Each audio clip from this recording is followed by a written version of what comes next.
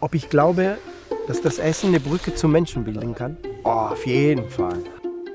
Es ist immer mit einer Emotion, mit Leidenschaft verbunden, mit viel Freude, sich auszutauschen und Sachen zu probieren. Die Wertschätzung für die Arbeit, die da geleistet wird. Zelebriert Essen und Freundschaft.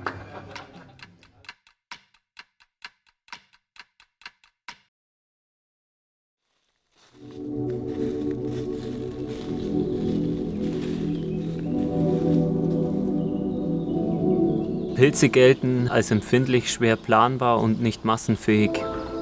Und das ist aber genau einer der Reize für uns.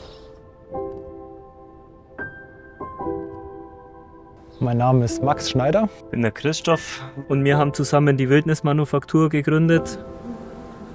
Wir befinden uns jetzt gerade auf meinem Elternhof. Hier bin ich aufgewachsen.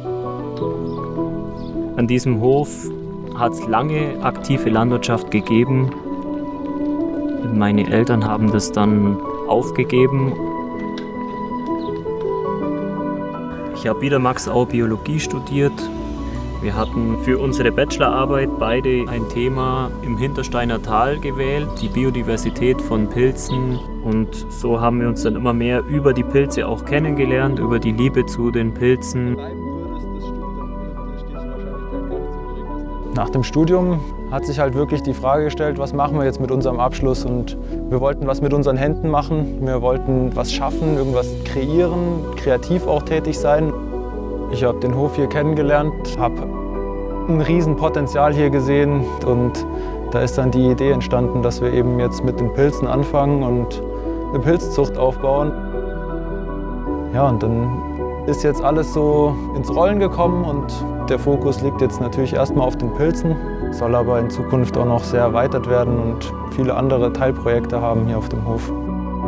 Auch als Plattform, um Menschen hier die Möglichkeit zu geben, die Natur besser erfahren zu können, in einem Rahmen, in dem wir dann auch als Wildnismanufaktur Lebensräume für uns und die Natur erschaffen können.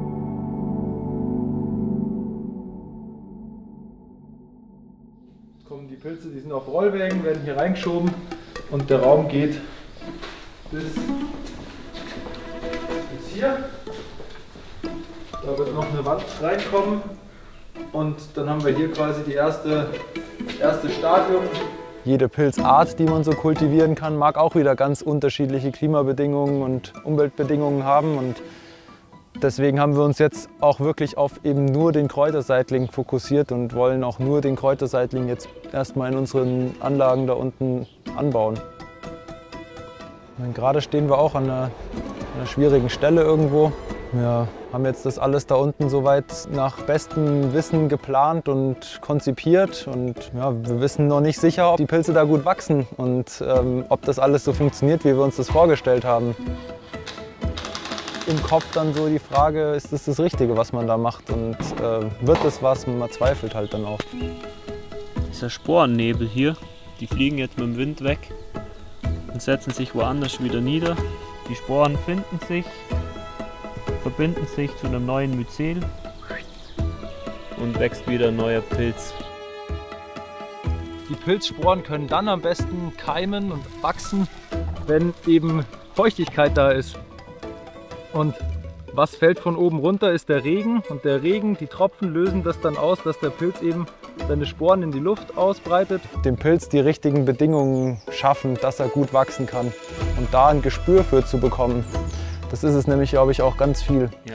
Viele andere Pilzhersteller, die wir kennengelernt haben, die spüren das. Die gehen in so einen Raum rein und die wissen genau, oh, hier ist es zu trocken.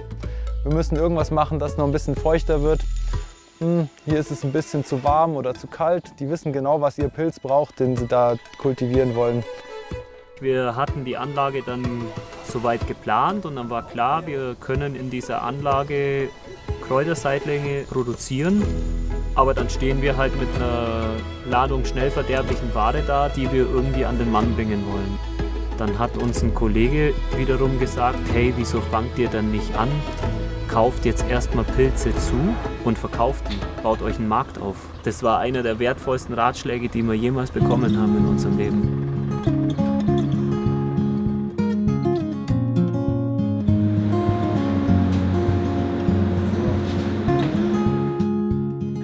Sprich, wir kaufen jetzt die Pilze ein von befreundeten Familienunternehmen, kriegen die am Erntetag frisch geliefert und können dann jetzt mit diesen Pilzen unseren Absatz aufbauen.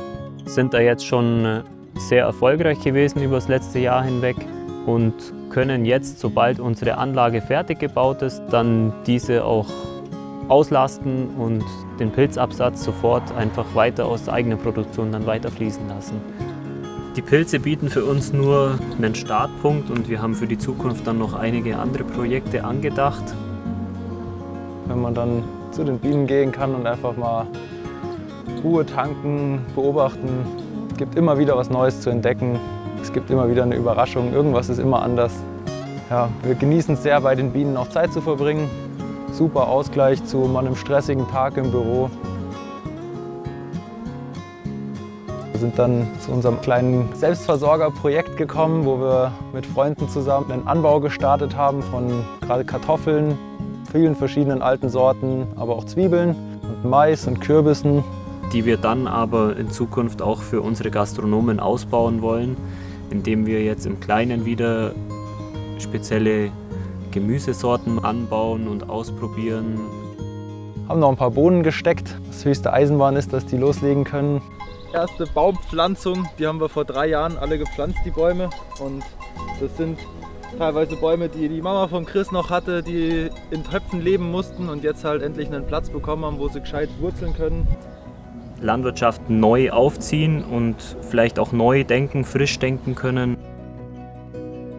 Ein wichtiges Projekt für uns wird es auch sein, dass wir hier Schaugärten anlegen, mit denen wir dann den Leuten die Nahrungsmittel wieder näher bringen können und das auch in einem Rahmen, in dem überall wieder die Natur ihre kleinen Nischen bekommt. Das merkt man schon, gerade wenn jetzt dann solche Pilze wieder zurückkommen, die sind auch sehr darauf angewiesen, dass man da einen guten Nährstoffkreislauf und einen guten Nährstoffhaushalt hat.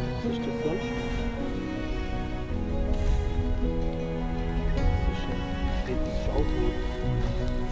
Das noch.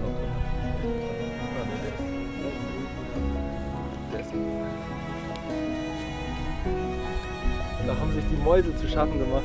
Wie viel Wissen da dahinter steckt, wie viel Erfahrung da dahinter steckt, was da alles weitergegeben wurde und was wir für eine super Basis heutzutage haben, mit der wir arbeiten können.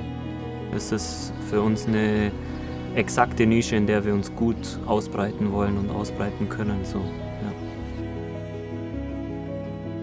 Das Feedback, was wir bekommen, spricht für sich. Deswegen haben wir genau aus den Gründen, weil es schwierig ist und weil es aber gleichzeitig ein riesen Steckenpferd von uns ist und weil in den Pilzen so viel Kraft und so viele Möglichkeiten auch für verschiedene neue Gerichte stecken, auch gerade für Feinschmecker gibt es da noch so viel zu holen, dass das uns sehr stark gereizt hat, auch diese Herausforderung.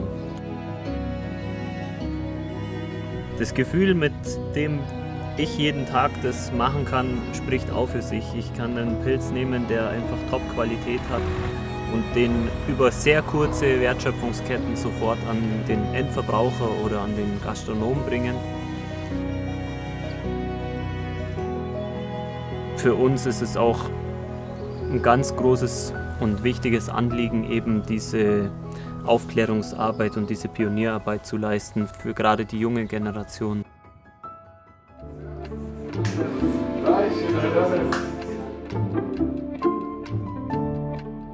Wenn ihr eine Idee habt, tut euch zusammen, sucht euch jemanden, der was Ähnliches schon macht, fragt einfach nach und traut euch zu fragen. Die Leute werden euch immer helfen. Wenn man selber viel in Kontakt ist mit Lebensmitteln und mit seiner Nahrung und selber anbaut, selber züchtet, selber erntet, dann steigt unheimlich die Wertschätzung für die Arbeit, die da geleistet wird.